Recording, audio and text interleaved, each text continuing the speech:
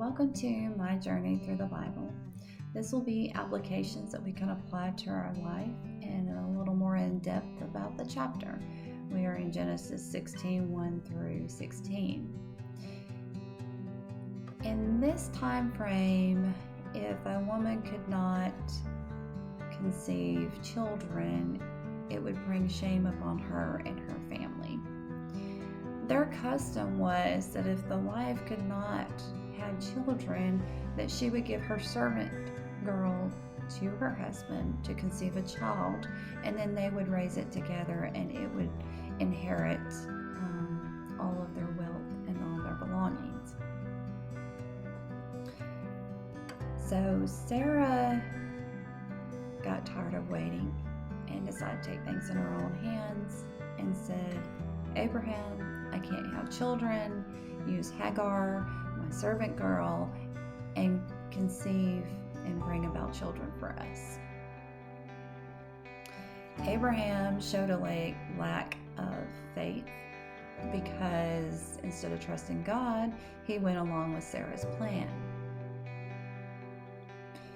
And as soon as Hagar became pregnant, there was spite in her eyes. So Sarah felt like Hagar was looking down on her and was passing judgment on her, and it made Sarah very angry. Then Sarah goes to her husband Abraham and says, "This is your fault. I'm mad. She's looking down on me. Maybe there's comments, there's eyes, there's cutting of the eyes, there's snide remarks." And so Sarah becomes hurtful and angry. And Abraham says, okay, do what you want to with her. It's your servant girl. So then Sarah, out of anger, is very harsh with her. Anytime we act out of anger, it can be very dangerous for those around us. Abraham, on the other hand, should have been the man of the house and should have helped Sarah solve this problem. He should have hugged Sarah and told her he loved her and let her know what her worth was. They should have prayed to God and find out how to handle the situation and how to move forward after mistakes had been made. So Abraham didn't take responsibility, and Sarah acted out of anger, and Hagar, out of being hurt, ran away. We can't run from our problems. When Hagar ran to the wilderness, she just sat down and cried. She didn't know where she was going to go and what she was going to do. And the angel appears before her and tells her to return back.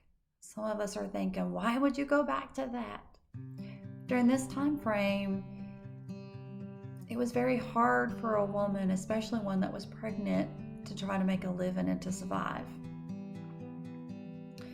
So Hagar was advised to go back to where she would have food and she would have protection and she would have everything that she needed to help her son to grow up.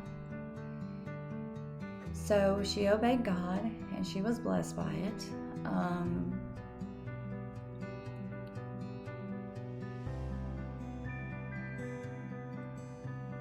I would say that when we make mistakes, instead of playing the blame game, instead of pointing fingers at somebody else and saying, it wasn't my fault, let me see who else I can blame, that we need to take the time and say, I'm sorry, and ask for forgiveness. We have to swallow our pride and see where we played a part in whatever came about from whatever situation. Now, another thing I would say is we can't run away from our problems. You can run, but then it just compounds them. It's better just to face it head on. It's also better for us to not necessarily always go with what is acceptable. For Sarah to give her servant girl to Abraham, it was acceptable for their custom, but it caused lots of problems. And in today's world, there are a lot of things that are acceptable, but it doesn't make it right. And if we go along and do it just because it's acceptable in the world, then we still have the consequences of those problems that come about from that. So we have to learn to trust God. We have to learn that when we make mistakes, to own up to them and take responsibility for them and ask God for His forgiveness and ask Him to show us a way out of this, a way to reconcile it and make things right again. And God, there's nothing that's too big for God. God is always willing to help us. He's willing to forgive us if we come to Him.